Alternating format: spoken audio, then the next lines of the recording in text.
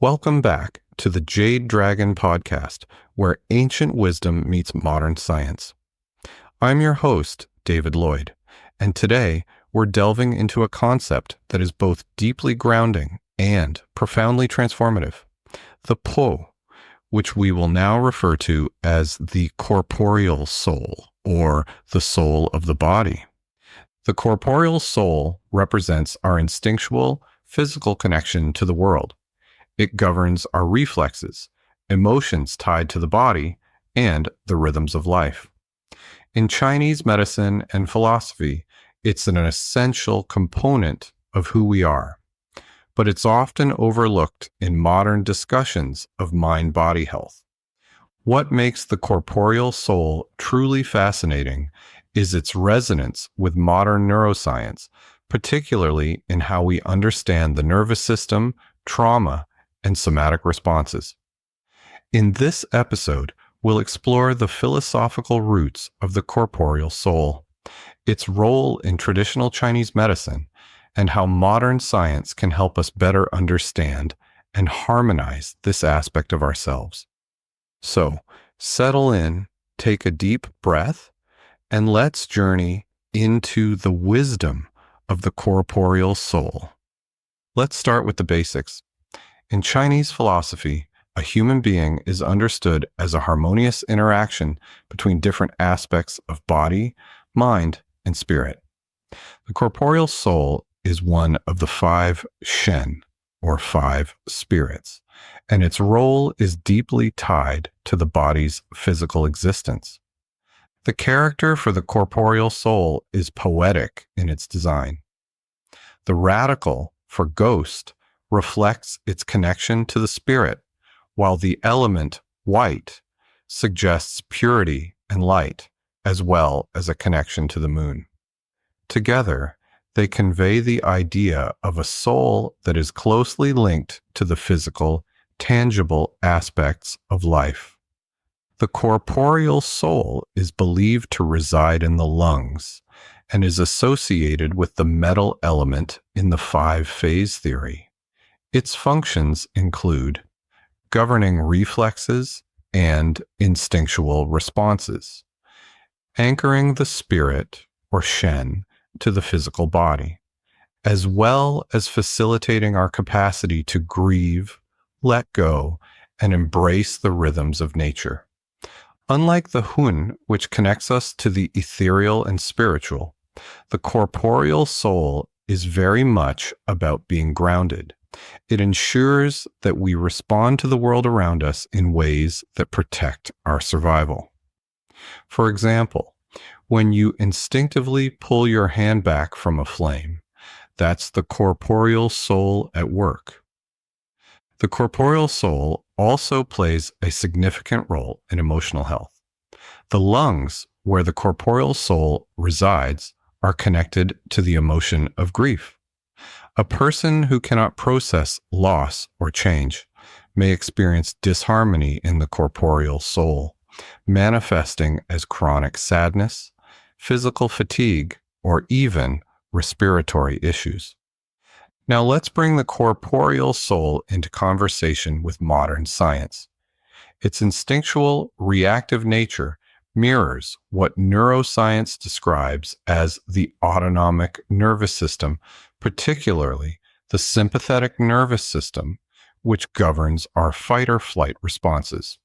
When we face danger, whether real or perceived, our body doesn't wait for conscious thought. The sympathetic nervous system kicks in, increasing heart rate, releasing adrenaline, and sharpening our focus. These processes are essential for survival and perfectly capture the corporeal soul's role as our instinctual protector. However, when the corporeal soul is out of balance, it can lead to dysregulation in the body. Trauma, for instance, is often stored in the body as unresolved stress, causing the sympathetic nervous system to remain overactivated. This can lead to symptoms like chronic anxiety or hypervigilance, digestive and respiratory issues, as well as emotional numbness or dissociation, which parallels the Chinese concept of a scattered corporeal soul. Modern research into somatic therapy, polyvagal theory, and the connection between the body and trauma helps us understand how the corporeal soul might function.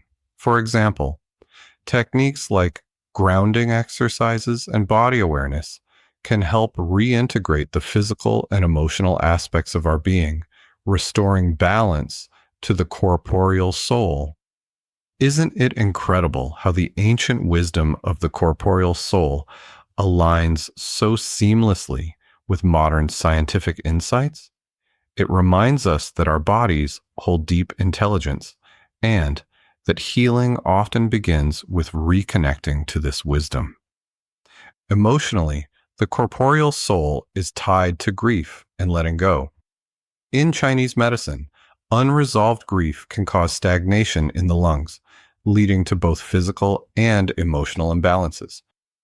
Let's consider a modern example. When we lose a loved one or go through a major life change, it's not just our mind that processes the loss. Our body feels it too. Tightness in the chest, shallow breathing, or even physical fatigue. This is the corporeal soul expressing its connection to grief. If we suppress these emotions instead of allowing them to move through us, we risk creating blockages in both the body and mind. The ancient practice of Qigong often includes movements and breathing techniques designed to release these blockages, allowing the corporeal soul to function smoothly again. So, how can we harmonize the corporeal soul in our modern lives? Here are some practical tools. Breathing practices. Since the corporeal soul resides in the lungs, breath work is one of the most effective ways to balance it. Practices like Qigong, diaphragmatic breathing, or 4-7-8 breathing help regulate the nervous system and bring calm to the body. And here is some scientific insight to encourage you to practice.